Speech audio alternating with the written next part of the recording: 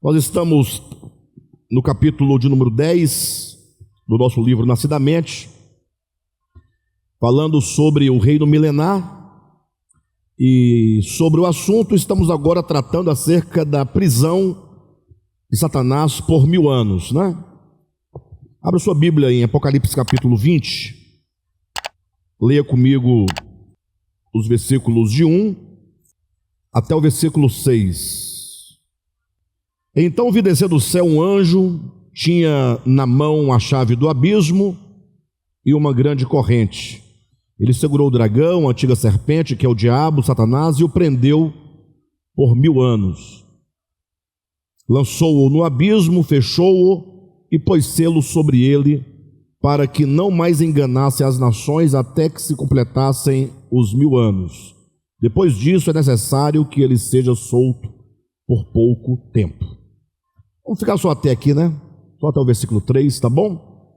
3 versículos que falam da condição de Satanás durante os 1000 anos, né? Ele é preso no início do milênio e ele será solto no final do milênio. Mas o que mais nos interessa aqui nesses 3 versículos é o fato de que é dito que ele foi preso no abismo com uma grande corrente para que não mais enganasse as nações. Então este é o ponto que eu quero que os irmãos fixem, né? O entendimento, que o que significa que se ele é preso para não mais enganar as nações, quer dizer que ele é o grande enganador das nações.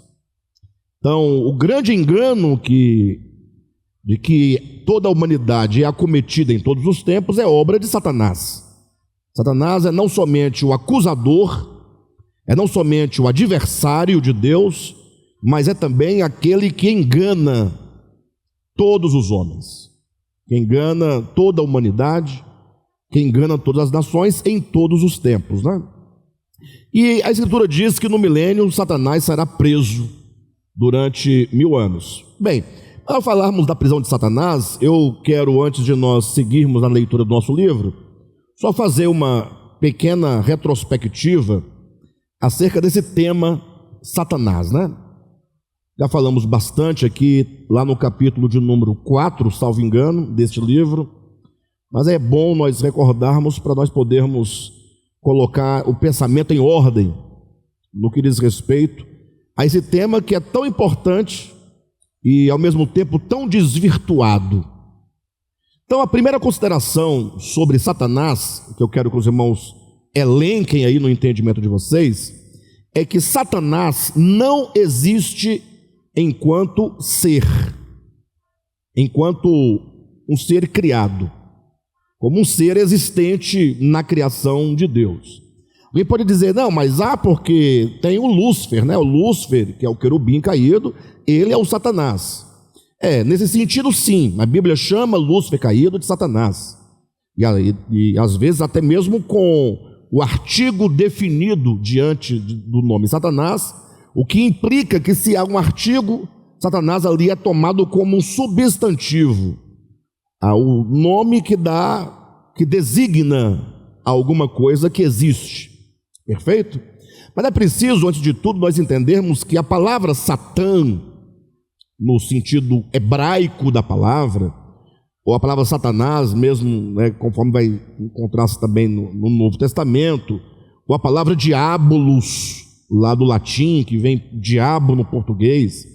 Essas expressões, tanto Satanás quanto o diabo, elas são, na sua origem, na sua base fundamental ali da morfologia grega, hebraica, aramaica, portuguesa, seja ela qual for, ela é uma palavra adjetiva, é um adjetivo, é um qualificador, o que significa que ele está ali para não falar exatamente de uma essência, mas de um estado, de uma condição. Por exemplo, se eu falar assim para vocês, o Alexandre é velho, ou o Alexandre está velho. Velho aqui não é o meu ser, mas velho aqui é uma característica de uma condição, de um estado atual no qual eu me encontro. Porque antes eu não estava velho, eu estava novo. Aquilo que é, aquilo que existe na sua substância, na sua essência, ele não pode ser alterado. Tudo que se altera são acidentes. E tudo que é acidente, que é acidental, é apenas um estado, uma condição daquela coisa.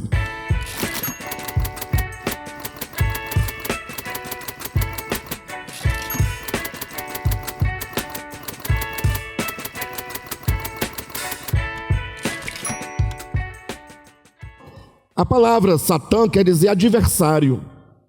Então, quando o querubim, o que conhecido pela Vulgata, pela versão da Bíblia, tradução Vulgata, lá é chamado de Lúcifer, trata-se não de um demônio, não de uma coisa ruim, mas fala de um querubim criado por Deus.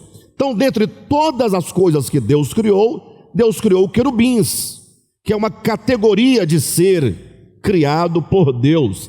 E ele era um querubim, que todo mundo chama, grosso modo, de anjo, né? Sem entrar nos méritos, ele mistura tudo. O querubim é um anjo, o serafim é um anjo, até surubim já virou anjo por aí, né?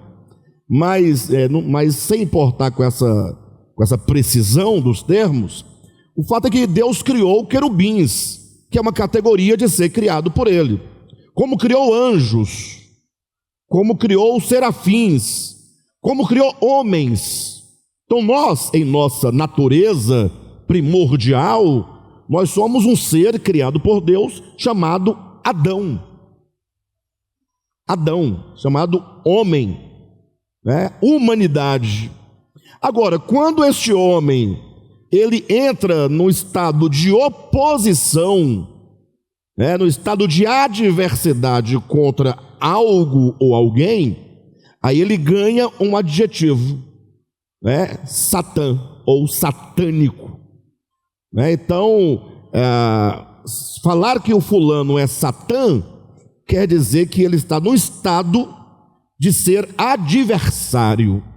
Então, pense um pouco na sua experiência humana. Quantas vezes você não foi adversário de alguém? Quantas vezes você não resistiu frontalmente a alguém, a uma autoridade, a uma situação, a uma lei, e você fez frente, você fez oposição, e você resistiu, e você criticou, e você falou mal, e você se tornou um empecilho para que alguma coisa ocorresse? Naquela situação você estava na condição de Satanás. Não é sem razão que Jesus vai chamar Pedro de Satanás. Mateus capítulo 16, e inclusive Jesus não somente chama Pedro de Satanás, mas explica o sentido de chamá-lo de Satanás. Quando Jesus falou: olha, é necessário que o Filho do Homem, ele vá para Jerusalém, ele seja preso, ele seja caluniado, ele seja morto, inclusive, Pedro disse: isso de maneira alguma te acontecerá. Ora, mas Jesus acabara de dizer que é necessário que assim seja.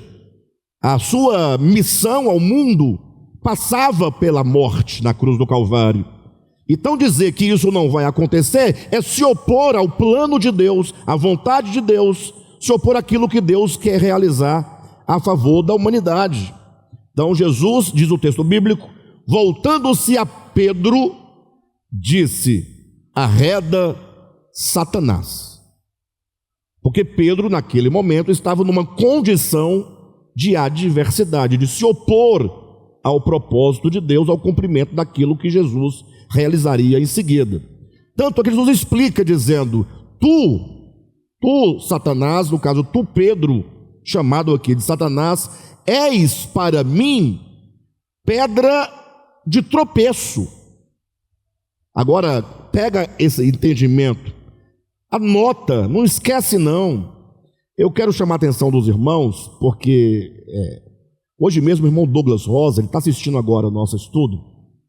Ele fez um comentário interessante agora por volta das 18 horas, 18h30, lá no Sem Fronteiras, dizendo: irmãos, vamos assistir aos estudos com atenção, Porque às vezes nós ouvimos a mensagem e nos parece muito repetitiva o tema que já foi falado, e aí nós acabamos por ouvir de uma maneira desatenta e deixamos escapar os pontos mais importantes, a chave que abre o discernimento. Estamos falando de Satanás agora, no primeiro sentido, do que ele significa em relação aos seres criados por Deus. Deus não criou um ser chamado Satanás, ele criou o querubim, criou homem. Quando o querubim ou o homem ou qualquer outra criatura inteligente se opõe a Deus em alguma medida, ele está na condição de adversário. Quando Pedro disse, isto não te acontecerá, como que disse, se depender de mim, eu vou impedir que isso aconteça. Deus diz, arreda, Satanás, para trás de mim, Satanás. Não, eu quero pessoas que me ajudem no cumprimento dessa causa e não que cause empecilho. Tu arreda, Satanás, referindo-se não a um demônio, a um espírito em Pedro, mas disse a Pedro, arreda, Satanás, tu, olha o detalhe, és para mim uma pedra de tropeço. Satanás, dentro da economia de Deus, é uma grande pedra de tropeço, porque é o que se opõe ao cumprimento do propósito de Deus. Só que ele já continua explicando, tu és para mim pedra de tropeço, por quê? Porque não, anota essa palavra, cogitas, né? Lembra da expressão lá de Kant, quando ele fala, penso, logo existo, não é? Quando ele vai falar bem claramente, é o cogito, né? Cogito, de cogitar, cogito, de pensar, de mente. Então, tu és para mim pedra de tropeço, porque não cogitas, porque você não pensa, não raciocina segundo os caminhos de Deus. A sua mente é satã, ou é satânica, porque está em oposição aos pensamentos de Deus. Você, no seu entendimento, está em oposição a Deus, logo você é uma pedra de tropeço. Então veja que Jesus usou o termo Satanás para referir-se à condição mental, né, de Pedro, de uma maneira muito natural, sem achar que estava chamando ele de Satanás no sentido como as pessoas entendem. E aí há um detalhe interessante, porque se você pensar nesse sentido que a própria Bíblia apresenta, lá no livro de Números, quando Deus envia o anjo do Senhor para impedir que Balaão prosseguisse no seu intento contra Balaque. Vocês lembram da história de Balaão e Balaque?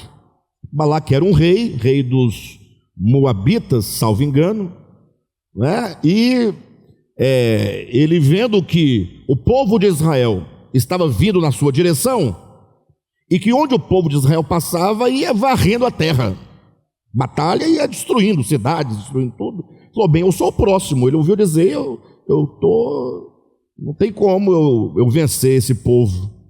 E aí, como ele sabia que as batalhas de Israel, segundo o entendimento, eram vencidas porque o povo tinha um Deus assim, assado, ele pensou, bem, eu vou chamar então um profeta. O problema aqui é de natureza espiritual. Vou chamar um profeta porque o profeta também da parte de Deus, se amaldiçoar esse povo, o povo perde a bênção de Deus. Aí Balaque contrata o profeta Balaão. Bem, mas encurtando a história, indo Balaão em direção, né, a Balaque para fazer esse acordo, esse negócio para amaldiçoar Israel, o que Deus fez? Mandou um anjo para impedir que Balaão prosseguisse. Como que diz, Balaão, para com isso, não se envolva com as coisas, vai para o seu lugar, não mexe com isso. E diz a Bíblia que apareceu então o anjo do Senhor na frente da jumenta de Balaão, que viu o anjo, e Balaão não via o anjo. Mas o que eu quero colocar nesse sentido é que o texto bíblico de Números diz que o Senhor era por Satã contra Balaão. Então agora Deus é Satanás? Não está para entender. Não, é a Bíblia que diz que Deus se pôs por Satã, por adversário. É só você traduzir a palavra no sentido que ela tem, não no sentido que a Idade Média criou, e que hoje quando fala Satanás, ele chega a arrepia, fala misericórdia. Não fala essa palavra porque, né? Não, é só uma palavra, é só um adjetivo que implica um estado, uma condição de adversidade. Logo, se Balaão tinha um propósito de fazer um negócio com Balaque, o rei dos Moabitas, e isso estava, e Deus então interveio na história para impedir que Balaão prosseguisse, esse estado é de adversário, de impedimento. Então, a própria palavra Satã pode ganhar esse sentido positivo da coisa, não é? Deus se põe por adversário, não por violência, não por maldade, mas para impedir que Balaão realizasse algo que fosse contrário à sua vontade. Então Deus causa resistência. Então daí vocês entendem que a palavra Satã tem esse significado que deve ser entendido.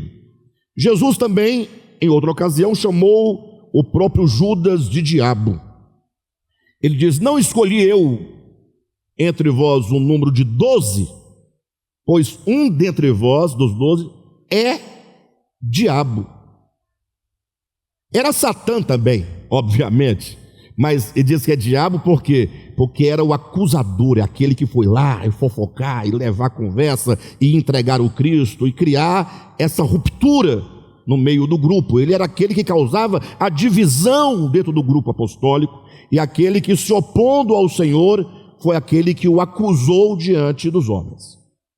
Então, é o sentido de diabo, diabolos do latim. Então, esse é o primeiro ponto a ser considerado. Agora, muito interessante é que a segunda coisa a ser considerada dentro do assunto Satanás é por ocasião da queda do homem. Porque quando em Gênesis 3 ali Adão cai, quando eu falo Adão, é macho e fêmea, tá? Os dois. Porque a mulher, tá sempre aquela ênfase da mulher, né? Mas lembre-se que quando a mulher cai, o homem cai, quando o homem cai, a mulher cai, eles são uma unidade, deve ser visto como unidade. Mas o fato é que quando Adão ali, ele come do fruto proibido, ele aceita a proposta de viver por meio daquele fruto proibido. Qual era a presença que estava ali para fazê-lo ir contra a vontade de Deus? A serpente. Agora o diabo ele vai aparecer como uma serpente. Agora esse espírito de adversidade, ele vai aparecer como serpente. E como é que eu sei que a serpente ali em Gênesis 3 é o diabo, é Satanás? Ora, porque está lá em Apocalipse capítulo 12. Abra sua Bíblia rapidamente, só para vocês conferirem. A pessoa não confere e não entende, às vezes discorda, não lê. Então é bom a gente sempre mostrar aos irmãos. Capítulo 12 de Apocalipse, versículo de número 9. E diz assim, olha, e foi expulso o grande dragão. Então o Apocalipse, ele trata do grande dragão, vírgula. Aí entra um aposto chamado aposto explicativo. Porque foi expulso o grande dragão. Quem é o grande dragão? A antiga serpente. Então aquela lá do Éden, né? Então eu sei que o grande dragão do Apocalipse é a antiga serpente. Há uma relação entre a serpente antiga e o grande dragão. Gênesis e Apocalipse. Entenda isso. Mas como ainda fica tudo muito misterioso, o grande dragão, a antiga serpente, aí vem agora de maneira explícita outro aposto explicativo, que se chama, ou melhor, aqui é uma oração explicativa, que se chama diabo e Satanás. Quem é o dragão vermelho? É a antiga serpente. E quem é a antiga serpente? é o diabo ou Satanás. Qual é a função dela? Seduzir todo o mundo. Ele é o sedutor do mundo inteiro, de todo o mundo. Então veja que o diabo, que é agora a antiga serpente, que é o grande dragão vermelho, ele é o sedutor, ele é o que engana, ele é o que ilude, para levar com que essas criaturas iludidas por ele e enganadas por ele, juntamente com ele, se oponham ao propósito de Deus. Aquilo que Deus quer realizar é tornar tantas criaturas que são por ele seduzidas uma pedra de tropeço.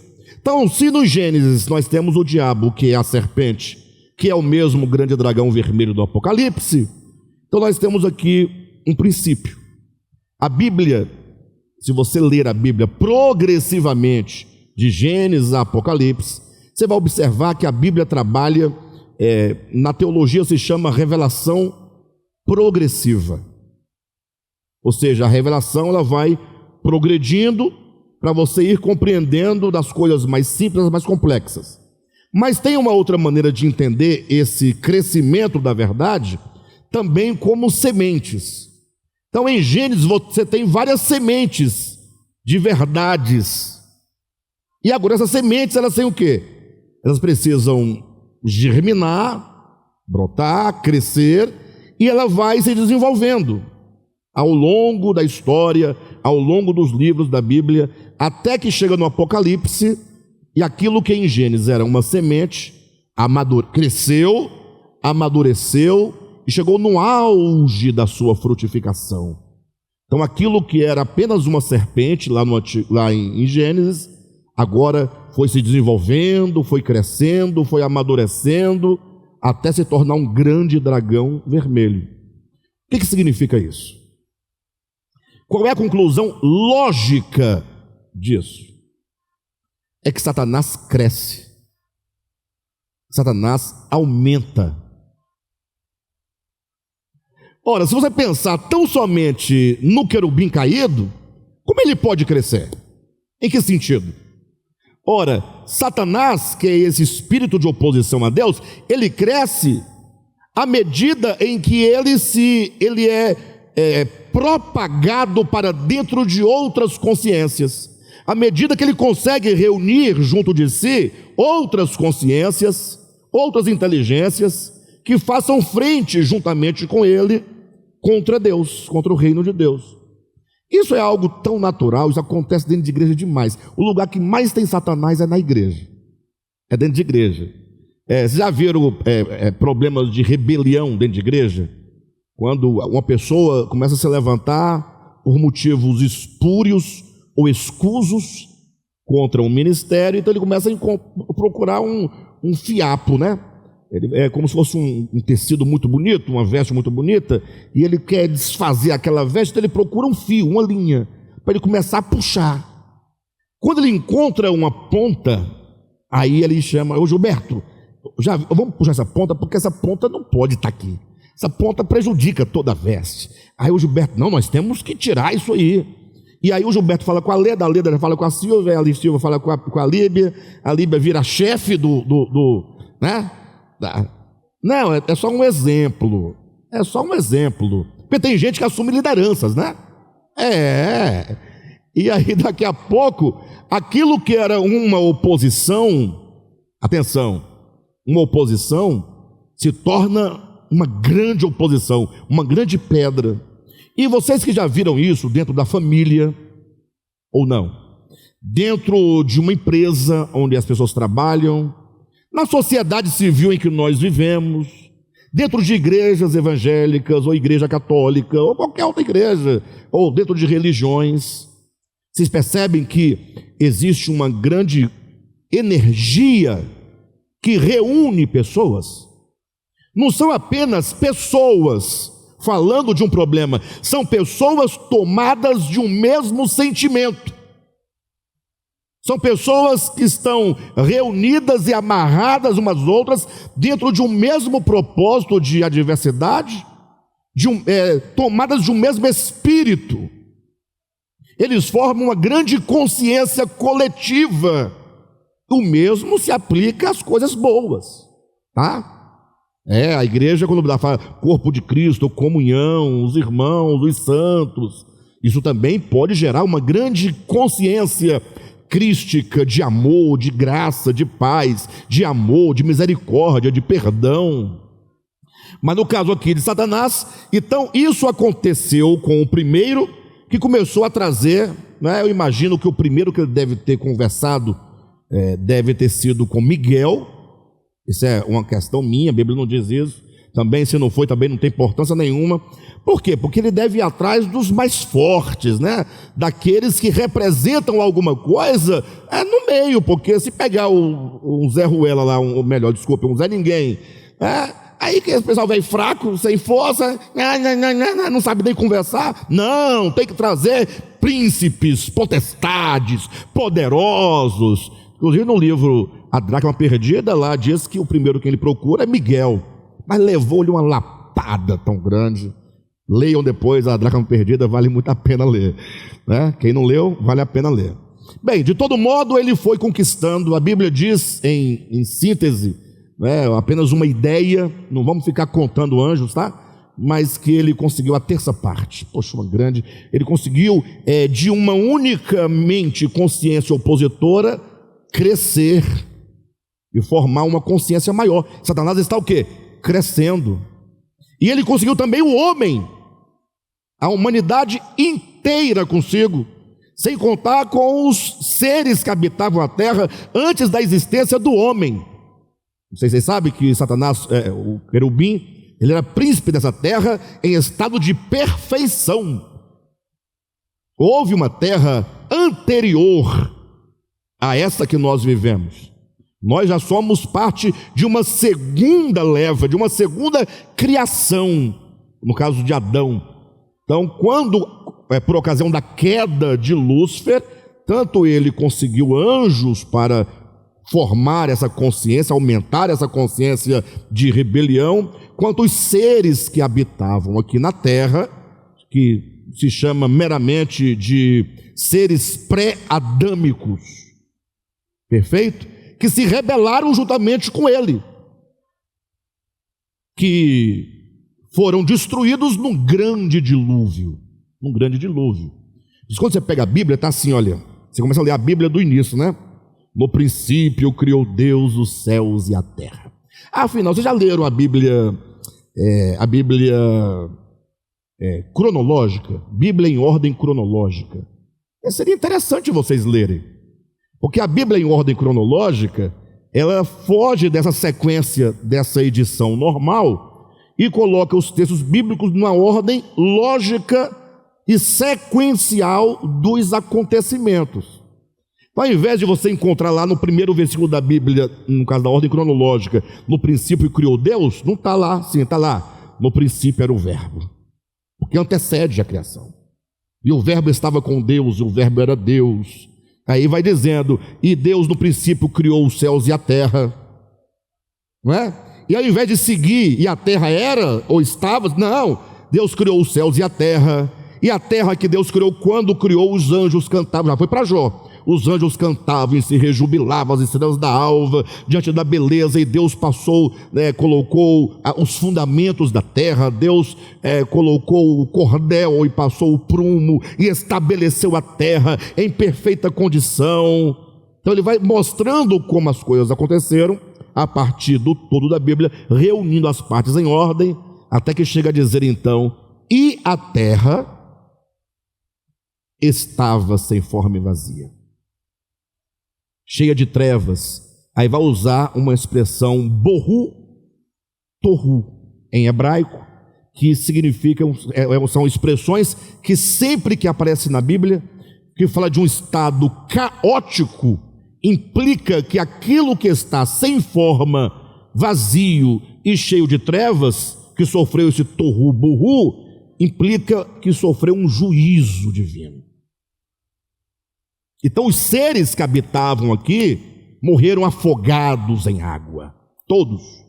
E Deus confinou seus espíritos, dessas criaturas que aqui habitavam, a viverem aprisionados nas águas. Nas águas. Aí isso vai ganhando todo sentido quando você chega lá no Apocalipse e por ocasião do juízo final do grande trono branco é dito: deu o mar os seus mortos que nele estavam. Faz todo sentido. O mar entrega os seus mortos. Ah, mas podem ser homens que morreram afogados. Não, não diz que o fogo entregou ninguém. Diz que o mar é que entrega os mortos que estavam ali. E referindo-se a qualquer homem e qualquer tipo de morte que tenha sofrido, diz: e o inferno, que é o Hades, entregou também os seus mortos. Então o inferno recolhe almas humanas e espíritos dos pré-adâmicos presos nas águas. Lembra que havia um espírito no homem, de um gadareno, que entrando nos porcos precipitou-se aonde? No mar. Lembra que Jesus também diz que o espírito imundo, ao sair do homem, anda por lugares escuros, por lugares áridos. O que é árido, hein? Seco. Procurando o quê? Repouso. Ou seja, o espírito imundo anda, ele procura repouso em lugares secos e não encontra. Aí ele diz: voltarei para minha casa, de onde saí. Ele quer voltar para o homem. Por que para o homem? Porque os demônios são espíritos desencarnados. Porque eram seres que tinham corpos e perderam seus corpos naquele grande dilúvio. E para o espírito sentir prazer, ele precisa dos sentidos, da carne, do corpo, não é?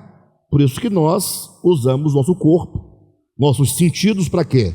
Para os prazeres.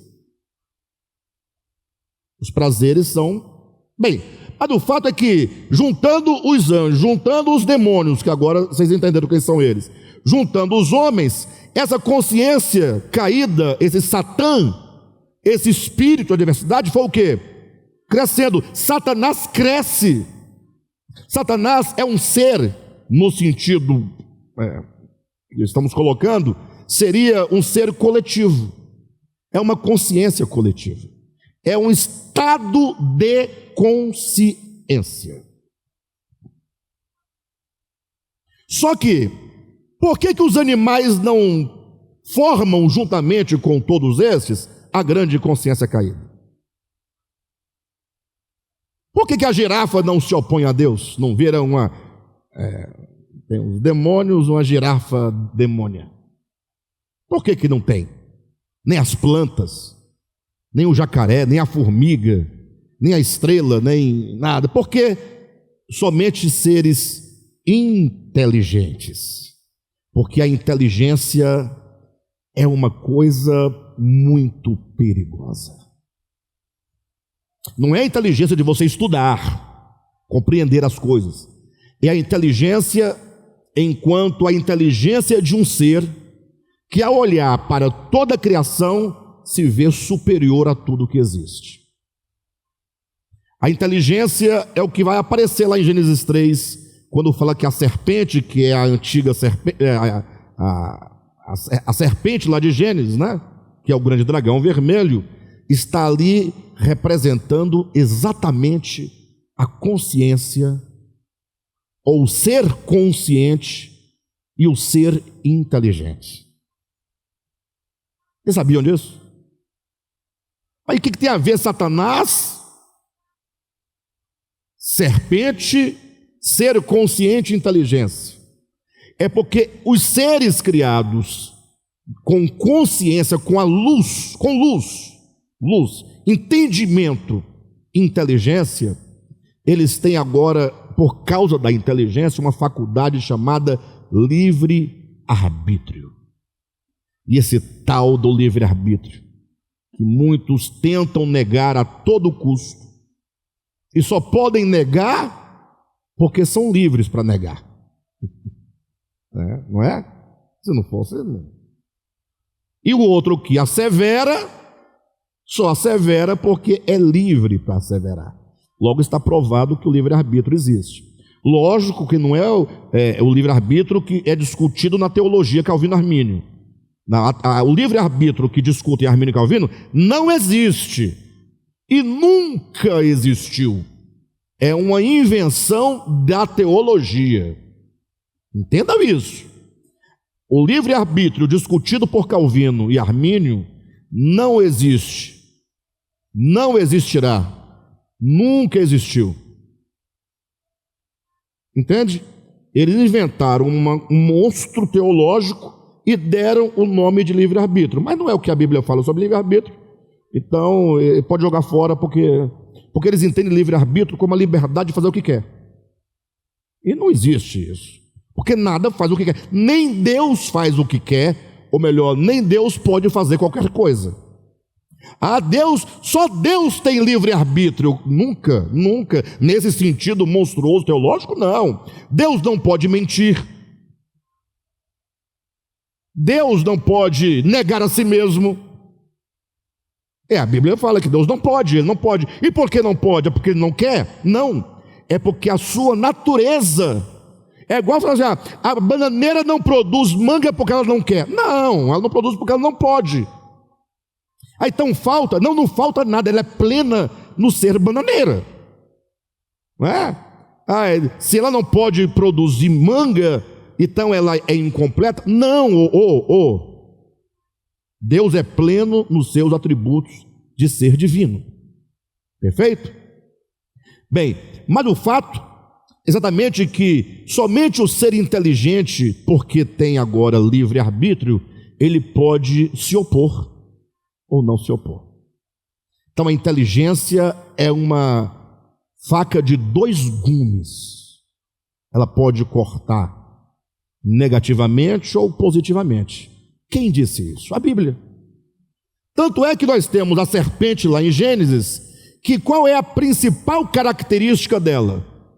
São duas. A primeira, a mais sagaz, perspicaz. Sagacidade e perspicaz estão relacionadas à consciência, ao ser consciente, à inteligência. A Bíblia fala, mas a serpente, vírgula, aí coloca letras garrafais, a mais sagaz de todos os animais. É um texto, um mito poético, mas está lá, serpente e sagacidade. Lembra que Jesus falou, sede simples como as pombas? E querendo então falar sobre a prudência, que é um ato deliberado de consciência e de razão, ele diz, sede prudente como serpente. Então a serpente está vinculada à ideia de perspicácia, de prudência, de sagacidade, de inteligência. Bem, mas basta você chegar em casa, jogar lá no Google, hoje não é Google, hoje é chat GPT, né? Coloca lá, serpente enquanto inteligência, aí você coloca, vai mostrar para você ponto a ponto, desde os egípcios. O faraózão usava uma serpente aqui, né? Bem aqui no chapéuzinho dele. Porque ele é um satanás. Não, é símbolo de inteligência. Na Grécia antiga, Asclépio, né? Asclépio, né? O deus Asclépio, parece. Pode não ser esse nome, mas acho que deve ser esse nome. Que está lá, símbolo da medicina, da sabedoria, da inteligência. Uma serpente enrolada num bastão, num cetro. Então, em toda a história da humanidade, a serpente, ela apareceu como símbolo de inteligência. Mas para que ninguém ache também que eu estou buscando na Grécia, no Egito e outros lugares, basta você saber de uma coisa. Quando Adão estava lá diante da serpente, o que a serpente oferecia para Adão? Olha o texto bíblico. Oferecia um troféu, oferecia uma vida boa, oferecia felicidade, ser como Deus. E qual é a característica? Conhecedor. A própria árvore é chamada árvore do conhecimento. Gente, nós temos que ler a Bíblia com clareza. É a árvore do conhecimento, é a árvore que, se você fizer desse conhecimento o seu pão cotidiano, a proposta é que você vai ser como Deus, conhecedor do bem e do mal. E Adão sucumbiu com a proposta da inteligência, o uso da capacidade da inteligência para ser tanto quanto Deus, o discernidor, o conhecedor. Bem, mas um dia a humanidade caiu nessa situação.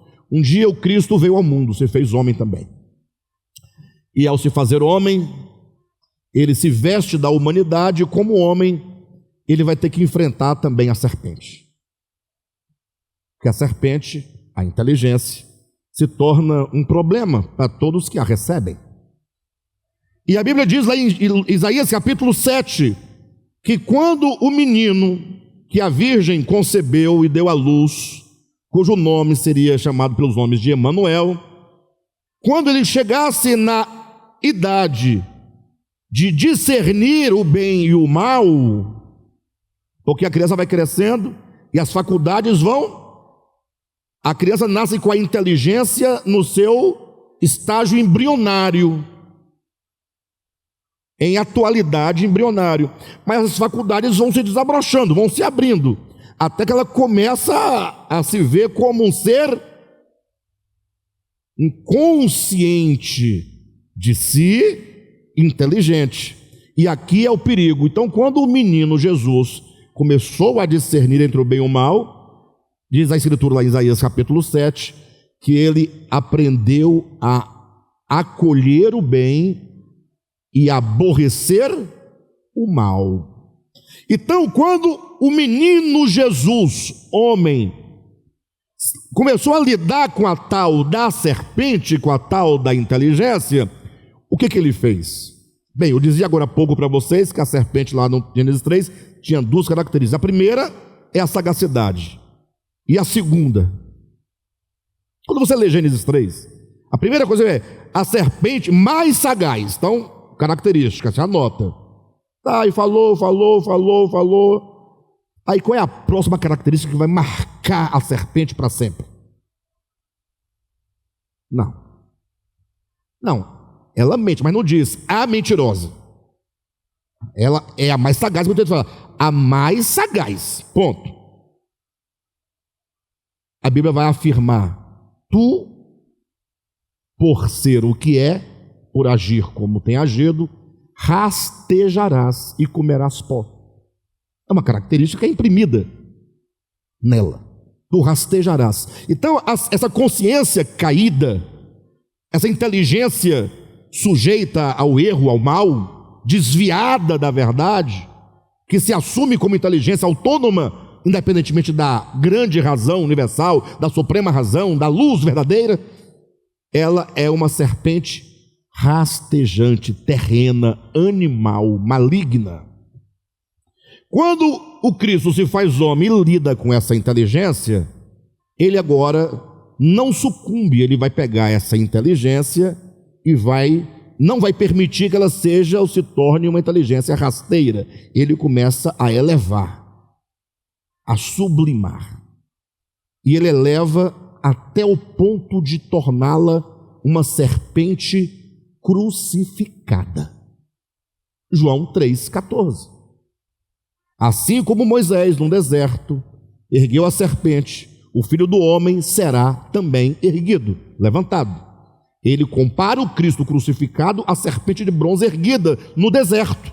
Logo, Cristo também é uma serpente, só que não é uma serpente rastejante, nem animal. É uma serpente, no caso de razão, inteligência, consciência sublimada, elevada, julgada, crucificada, sublime, celestial. E a luta por nós são essas duas serpentes, a rastejante e a crucificada. Bem, tudo isso que nós chegamos até aqui, quase no final do estudo, é para os irmãos ficarem claros, que quando a Bíblia estiver falando de Satanás, nós não podemos pensar no querubim. embora ele seja o arquétipo, a matriz, o pai, o iniciador de todo esse processo, só que o que é de fato o diabo, o que é de fato Satanás, é essa consciência coletiva pulverizada em todo o universo, que se opõe a Deus. Então, prender Satanás por 1000 anos significa Deus lidar. E aí, só para vocês já sabem, mas é porque me incomoda tanto quando as pessoas vão escrever e colocam lhe dar, L-H-E dar, lidar, L-I-D-A-R, nome de Jesus, para de lidar, não é lidar, L-I-D-A-R,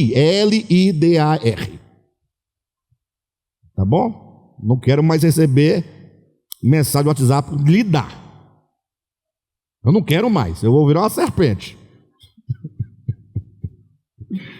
Brincadeiras à parte, é porque às vezes eu aproveito um momento para dar uma informação que eu acho que é válida, né?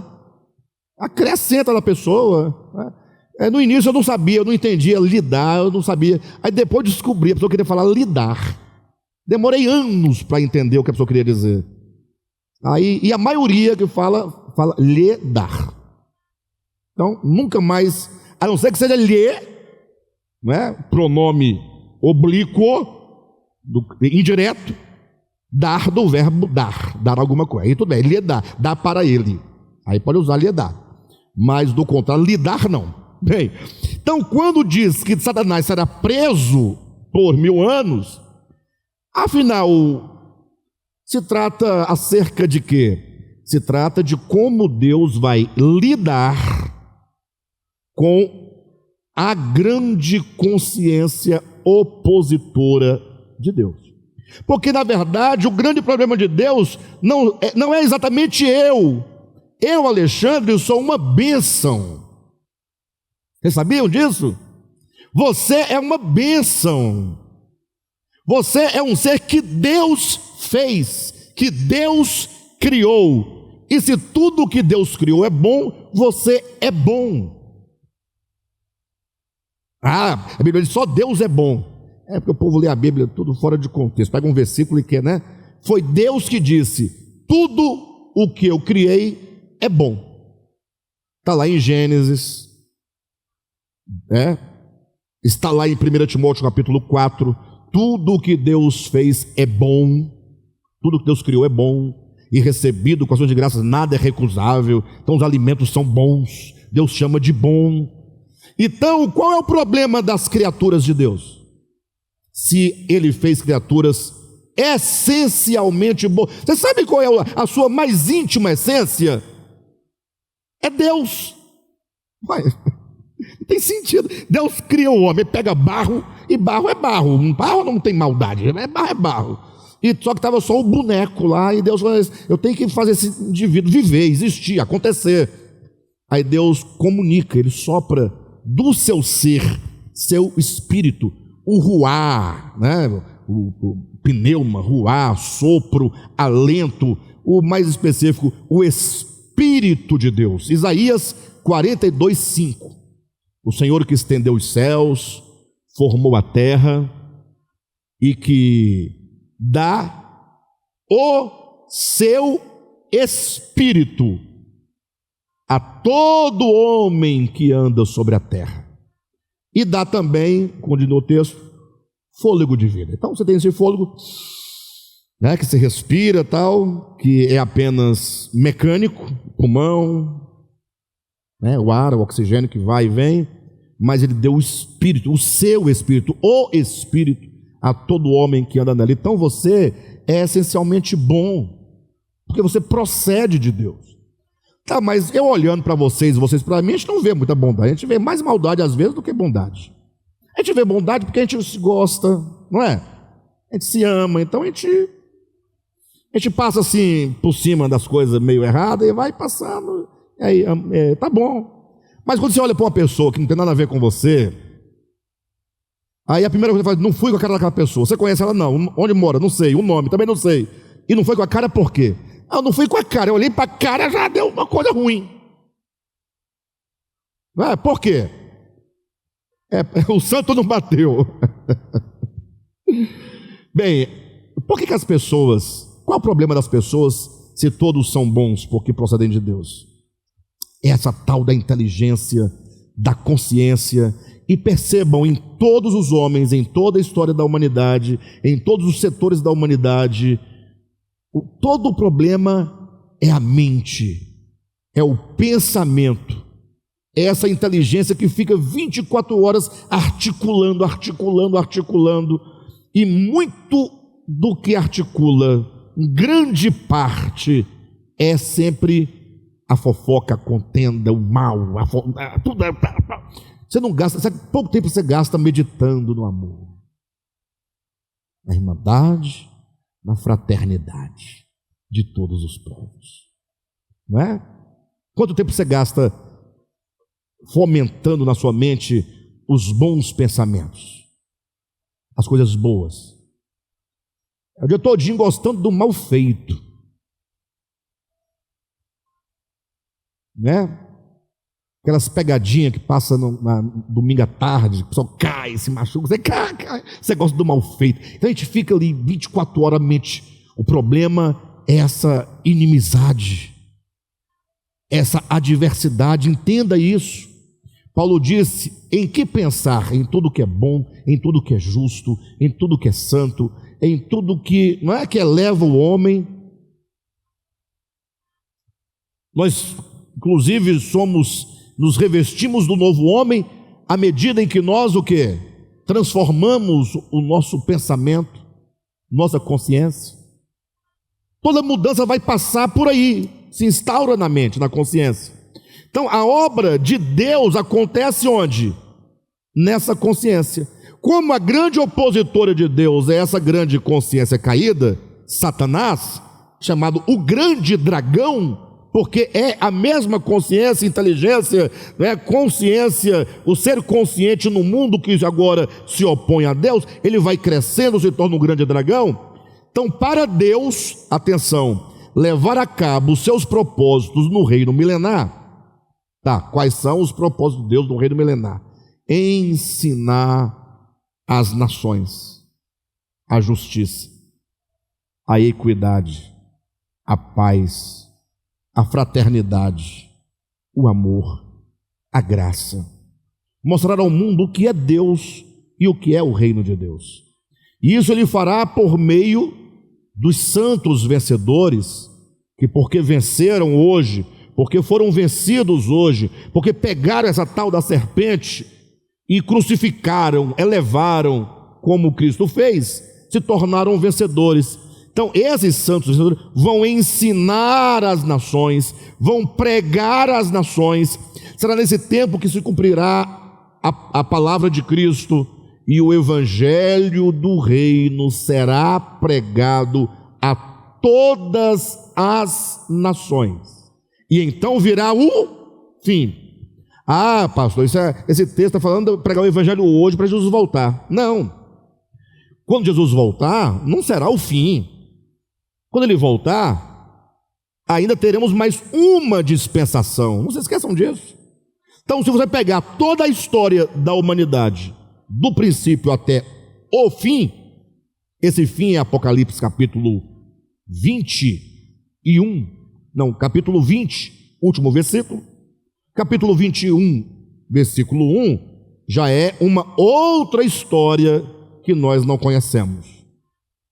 Então a história se encerra quando todos os inimigos forem postos por estrado dos pés de Cristo, forem julgados, os inimigos todos destruídos. O último inimigo a ser destruído é a morte, logo não haverá mais morte. E então Cristo pegar e devolver o reino ao Pai, e ele próprio se submeter ao Pai, porque a obra dele já está realizada, para que o Pai seja tudo em todos. Aí virá o fim. Então, quando Cristo vier na sua parousia, segunda vinda, não é o fim ainda. Por que não é o fim? Porque se você pegar do princípio ao que se chama fim, todo esse período é dividido em tempos. Esses tempos são chamados biblicamente de dispensações. Dispensação antes da lei, durante a lei, a atual dispensação da graça. Aí Cristo vem aqui no final dessa dispensação e começa a última dispensação milenar. Então, quando Cristo vier, não é o fim. Inaugurar-se-á a última dispensação, o último período de tempo chamado reino milenar. E é nesse período final que o evangelho do reino será pregado a todas as nações. As nações vão ouvir o evangelho, vão aprender o evangelho, vão obedecer ao evangelho, e somente no final do milênio virá o quê? O fim. Aí não há mais dispensação, aí entraremos na eternidade. Até então estamos vivendo num mundo dos sentidos e num mundo cronológico. No mundo cronológico dos sentidos. Então, o milênio vai ser o período em que os santos vencedores vão agora reunir todas as nações, reunir, modo de falar, mas vai ensinar a todos sobre Deus, sobre a verdade, sobre o reino de Deus. Afinal, o reino de Deus é o grande, é a medula óssea de toda a história. A história existe por causa do reino de Deus. Você tirar o reino de Deus da história, você fica sem saber por que estamos aqui, o que está acontecendo, nem para onde nós vamos. Então, tem que entender o milênio a partir desse grande eixo. Então, o reino será pregado. Só tem um problema. Hoje nós pregamos o reino. Sim ou não? Quem são os primeiros opositores do reino hoje? Vamos falar da pregação do evangelho do reino. O grande opositor não são os ímpios. Se você pregar o reino para um ímpio, ele pode não receber, mas ele vai achar bom, poxa, legal, bacana. Eu acredito nisso. Ele não tem força para fazer nada e não está resolvendo nada, mas ele acha até legal. Agora, vá falar isso para um crente. Você vai ver o tamanho da serpente no seu pescoço. Picando o céu. O crente não quer saber de reino de Deus. Não quer. Falar de reino milenar, então, se você explicar o que é o reino milenar, ele te dá uma pisa. Chama de herege e tal. Ora, se os crentes não estão querendo receber, ouvir o evangelho do reino, certo? Como é que nós, no milênio, vamos pregar para as nações, e as nações em peso e em massa? Imagina você indo pregar lá para o Pichuing lá, como é o nome dele? Não tem um? Xi Jinping. Aquela turma daquela região lá. Aquele povo lá é um povo muito sério. Você vê aquele povo rindo? Não ri à toa. Vai lá, falar sobre o reino, vai lá para você ver. Agora imagine no reino milenar, eles abertos à pregação. Ou seja, se Deus não intervir de maneira inaudita, se ele não entrar e pegar essa consciência, e reter essa consciência, essa opositora, e falar, vocês agora vão ouvir, afinal, se Satanás será preso para não mais enganar, significa que é essa tal da serpente de inteligência caída, que é a manipuladora da verdade, que nos engana. Você não precisa de um Satanás para ir na sua casa te enganar. Você sozinho é o próprio engano. Você fica 24 horas tentando encontrar justificativas para justificar o quê? O mal, a perversidade. Então, durante o reino milenar, Deus fala, eu vou pegar esse Satanás, essa consciência coletiva caída, e eu vou amarrá-la, eu vou detê-la.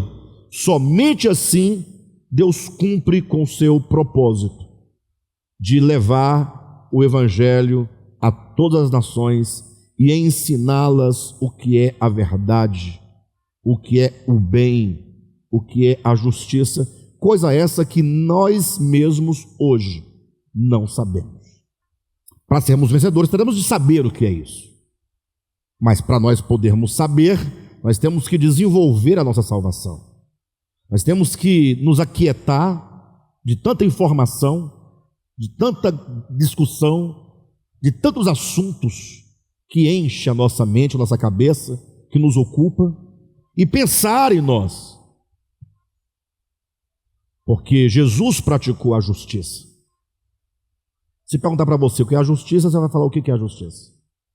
Se você acertar no conceito de justiça, e você tiver consciência do que você está dizendo, acertando no conceito, você cai prostrado em prantos. Porque nós vivemos num mundo de injustiças. Sim. Isso não tem nada a ver com direita e esquerda. É o homem. E coloque qual for o regime que você quiser, o modelo que quiser, a injustiça vai imperar.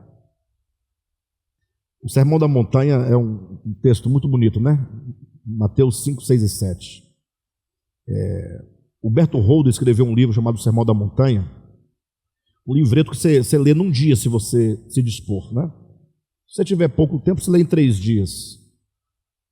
Parando para ler 1 hora, 2 horas por dia, né? 1 hora por dia você lê em 3 dias.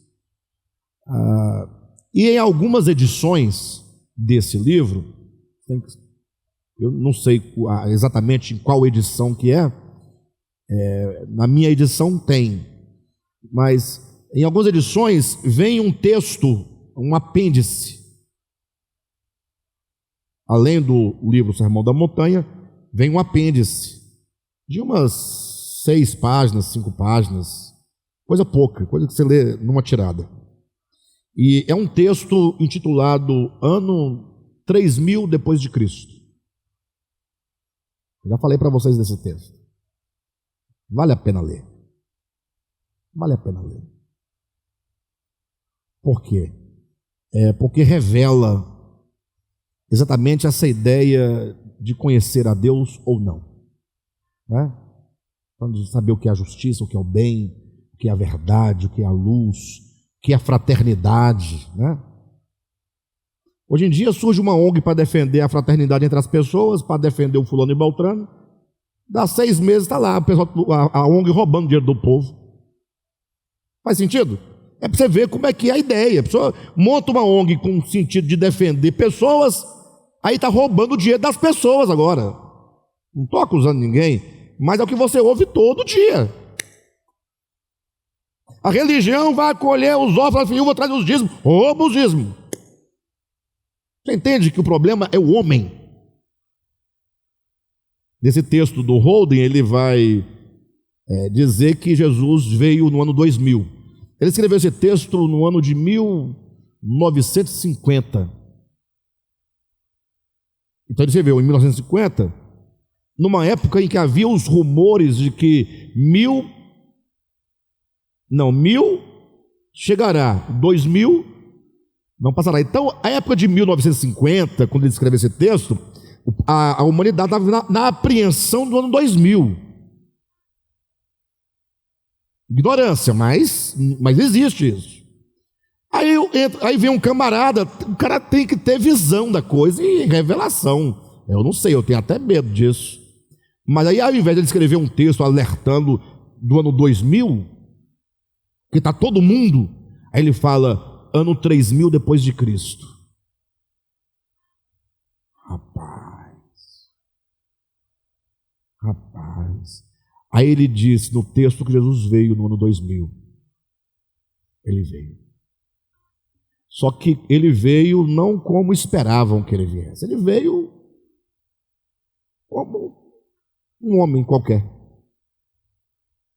E começa a pregar nas praças, todo lugar, o amor, a graça, a justiça, a verdade, a luz, nos ônibus, nas praças, nas cidades, nas vilas, nos pobres.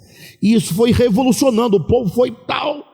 E as estruturas de poder, igrejas evangélicas, igrejas católicas, ONGs, governos das nações, exércitos, as estruturas todas de poder foi se sentindo ameaçada, pensando, se esse povo ouvir esse camarada, acabou tudo para nós.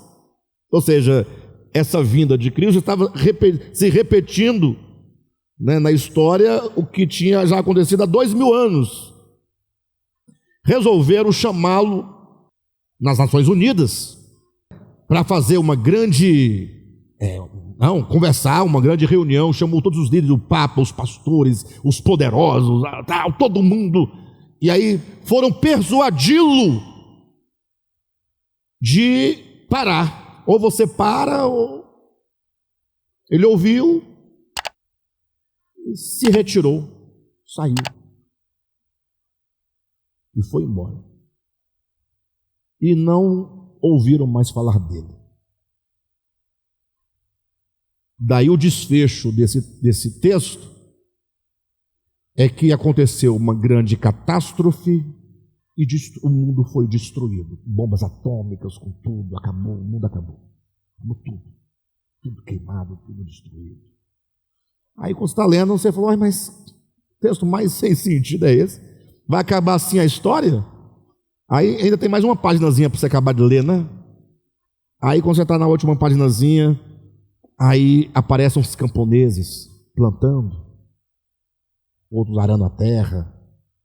Uma vida bem primitiva, o homem, mais terra, mais comunidades. E aí lá vem quem? Jesus, voltando, no ano 3000. E ele começa falando para uma pessoa o sermão da montanha.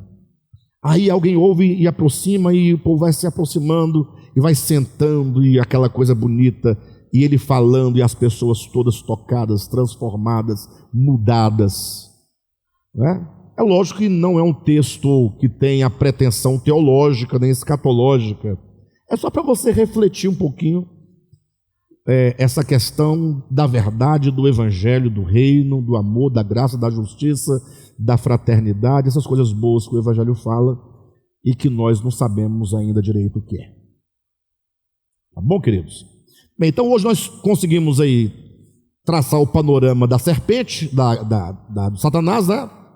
E sabemos que a grande obra de Deus no milênio, para poder cumprir o seu propósito de ensinar às nações o evangelho do reino, é que ele vai lidar, L-I-D-A-R, ele vai lidar com Satanás, com essa inteligência, essa consciência caída, a grande sedutora de todos os homens, de toda a humanidade, de todas as nações, em todos os tempos.